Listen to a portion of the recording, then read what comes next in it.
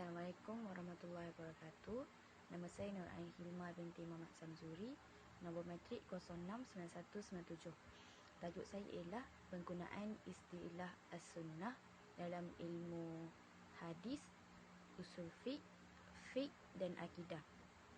Okey, dalam ilmu hadis, as-sunnah ialah semua perbuatan, perkataan dan hal yang dikerjakan sahabat yang disetujui oleh Nabi Muhammad SAW. Manakala al-hadis pada syarak menurut Al-Hafiz Ibnu Hajar ialah apa-apa yang disandarkan kepada Nabi Muhammad SAW itu sendiri. As-sunnah merupakan sumber Islam yang kedua selepas Al-Quran itu sendiri.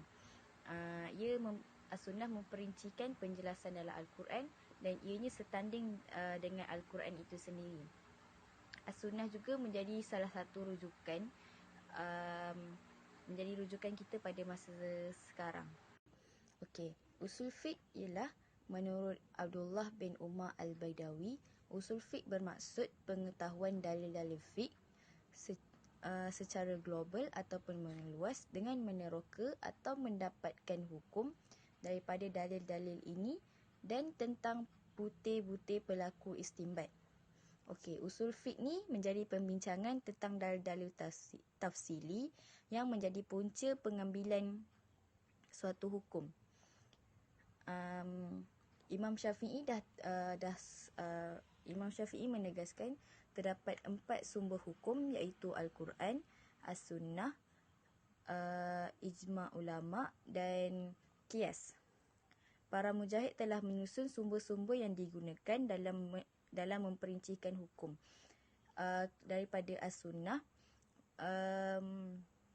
hadis mestilah disusun sehingga perawi hadis disusun sehingga ke Nabi Muhammad, dan perawi hadis mestilah seorang yang kuat ingatan dan siqah.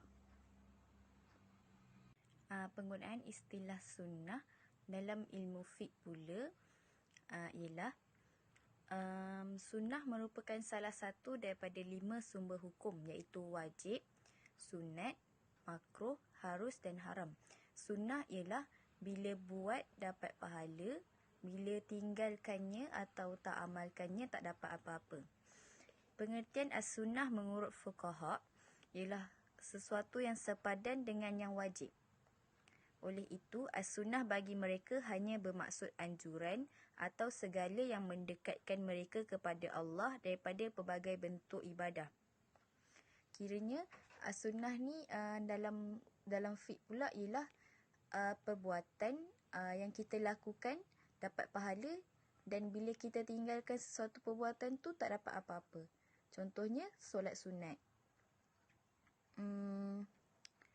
Ini bermakna sesuatu yang diberi pahala bagi melakukannya dan tidak dihukum bagi meninggalkannya.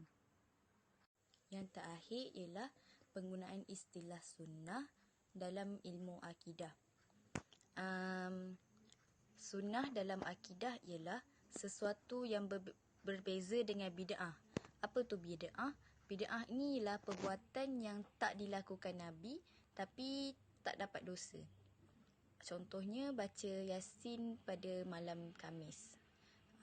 Itu menurut Syekh Abdul Karim bin Ali bin Muhammad An-Namlah. Okey, sunnah pada akidah merupakan keyakinan dan amalan Nabi dalam hal prinsip. Apa yang bertentangan dengan sunnah ialah bid'ah. Sunnah bukan sahaja yang dilakukan oleh Nabi, akan tetapi sunnah juga merupakan segala yang dijelaskan oleh Al-Quran, sunnah dan kaedah syariah. Makna sunnah menggambarkan agama Islam secara keseluruhan.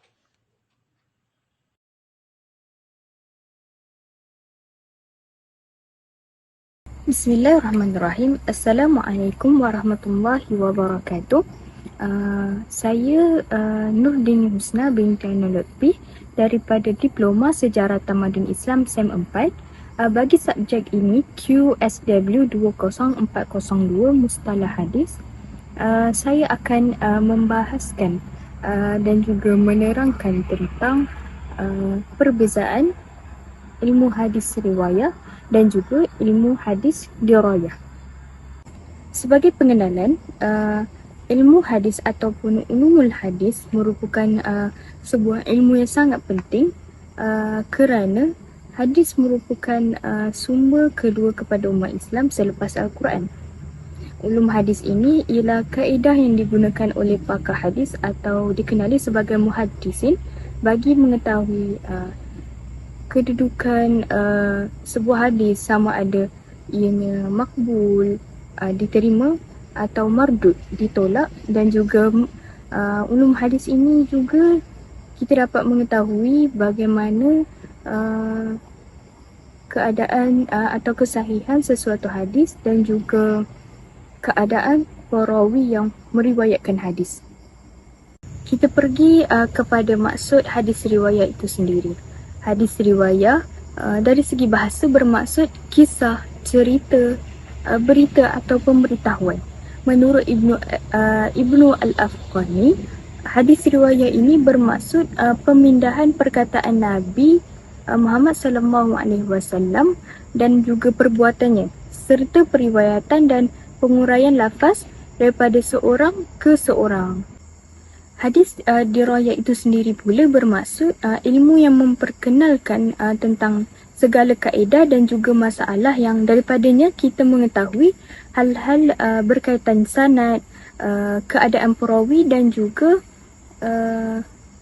kecacatan sesebuah hadis tersebut. Nama lain bagi ilmu hadis dirayat ialah usul al-hadis dan juga ulum al-hadis. Perlu juga kita ketahui tentang tujuan bagi kedua-dua ilmu hadis ini, iaitu bagi hadis riwayat, tujuannya ialah memelihara daripada melakukan kesalahan dalam periwayatan hadis. Yang kedua, tujuan bagi hadis riwayat ini ialah memelihara kemurnian dan kesempurnaan hadis Nabi. Manakala bagi hadis dirayat itu sendiri adalah untuk mengetahui sama ada hadis itu makbul, diterima, atau mardud, ditolak. Sekian sahaja daripada saya bagi tajuk perbezaan ilmu hadis riwayat dan juga ilmu hadis dirayat.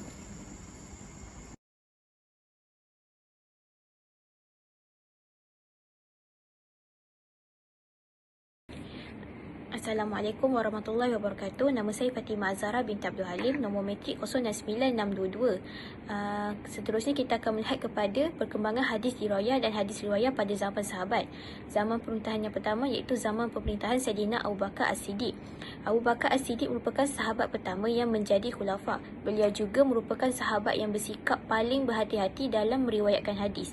Beliau juga tidak terburu-buru dalam menerima periwayatan hadis daripada mana-mana sahabat yang ingin menulis hadis.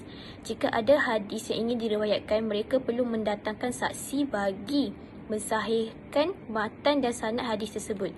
Ini menjadikan zaman pemerintahan beliau merupakan zaman yang paling ketat dalam periwayatan hadis. Malahan sikap berhati-hati ni Sayyidina Abu Bakar ini menjadikan beliau sahabat yang paling sikit dalam meriwayatkan hadis.